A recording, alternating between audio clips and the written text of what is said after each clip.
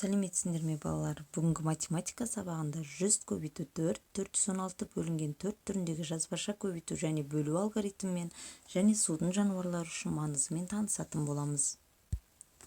Барлық жануарларға өмір сүру үшін ауа, су, жарық, қорек және жылу қажет. Адамдар мен өсімдіктердің тіршілігі үшін су қалай маңызды болса, жануарлар үшін де су сондай маңызды. Суда көптеген балықтар, жорғалаушылар, қосмекенділер тіршілік етеді. Сен білесің бе? Балықтар мен жануарлардың 75% судан тұрады екен, ал медуза 99% судан тұрады екен. Сиырға 1 литр сүт беру үшін 5 литр су ішу керек екен, ал жылан суда шағылмайды екен. Өте қызықты, иә балалар? Осы мәліметтерді естеріне сақтап жүріңдер. Жарайсыңдар. Ал енді 104-ті 4-ке жазбаша көбейту алгоритмімен танысайық. 104 көбейтілген 4. 4-ті бірліктердің астына жазамын. Ең бірінші бірліктерді көбейтемін. 4 көбейту 4 тең болады 16. Бұл 1 ондық және 6 бірлік. 6-ны бірліктердің астына жазамын. Ал 1 ондықты есіме сақтаймын. Енді ондықтарды көбейтемін. 0 көбейту 4 тең болады 0. Ойымдағы 1 ондықты 0-ге қосамын. 1 болады. 1-ді ондықтардың астына жазамын. Енді жүздіктерді көбейтемін. 1 көбейту 4 тең болады 4. 4-ті жүздіктердің астына жазамын. Жауабы 416. Енді бөлудің қалай орындалғанына қара. 416 бөлінген 4. Бірінші толымсыз бөлінгіш 400-дік бөлінді де 3 цифр бар. 400-дік 1 ондық 6 бірлік болады. Жүздіктерді бөлемін. 4 бөлінген 4 тең болады 1. 1-ді бөліндіге жазамын. Ондықтарды бөлемін. 1 ондықты 4-ке бөлуге болмайды. Бөліндіге 0-ді жазамын. Енді бірліктерді бөлемін.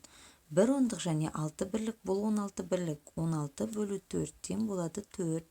4-ті бөліндіге жазамын. Жауабы 104. Келесі тапсырмаға қарайық. Екінші есеп баған түрінде есепте және дұрыстығын тексер. Үшінші есеп. Комодтық кесірткенің ұзындығы 209 см, ал қолтырауының ұзындығы одан 3 есе артық. Қолтырауын комодтық алабажақ кесірткеден неше сантиметрге ұзын? Балалар, мен сендерге оңай болу үшін шартын құрып қойдым. Комодтық кесіртке 209 см, ал қолтырауын комодтық кесірткеден 3 есе артық екен. Демек, қолтырауын комодтық кесірткеден ұзын деген сөз.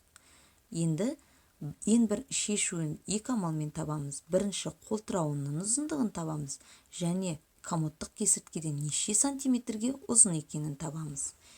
Есептеп, мәнін тауып, жауабын жазыңдар.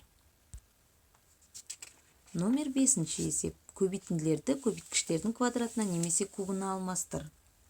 Мысалы, 4 көбейту 4 көбейту 4. Бұл дегеніміз 4-ті өз-өзіне 3 рет көбейту 4-тің кубы.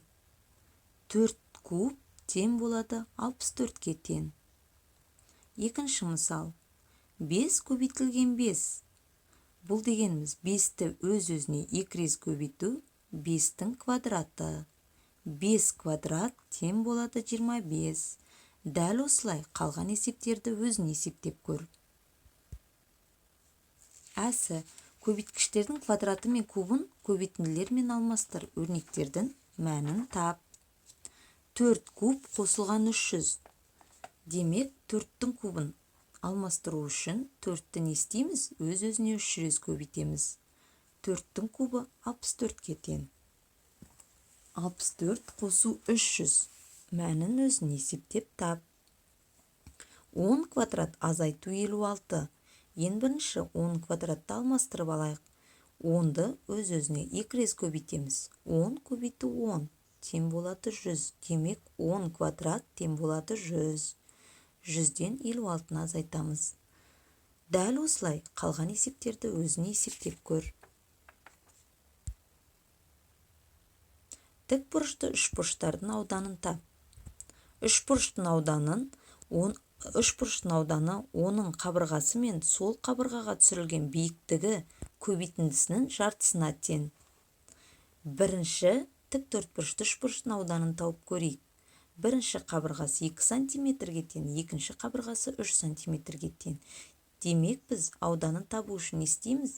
Барлық қабырғаларын бір-біріне көбейтіп, оны 2-ге бөлеміз. Дәл осылай екінші, үшінші тік бұрышты үшбұрыштардың ауданын есептеп тауып көр. Астана қаласындағы мұхитбақ суының сыйымдылығы 3 миллион литр екен. Мұнда әлемнің әр түкпірінен теңіз жануарларының 100-ден аса түрінің 2000-нан аса данасы әкелінген екен. Балалар, осы мәліметті естеріне сақтап жүріңдер. Келесі номер 3-ші есеп. 18-ші бетте. Хайуанаттар бағының 3 үлкен аквариумында 485 балық бар.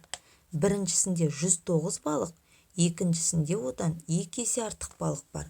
Қалған балықтар 3-ші аквариумда. 3-ші аквариумда неше балық бар? Мен сендерге шартын құрып қойдым.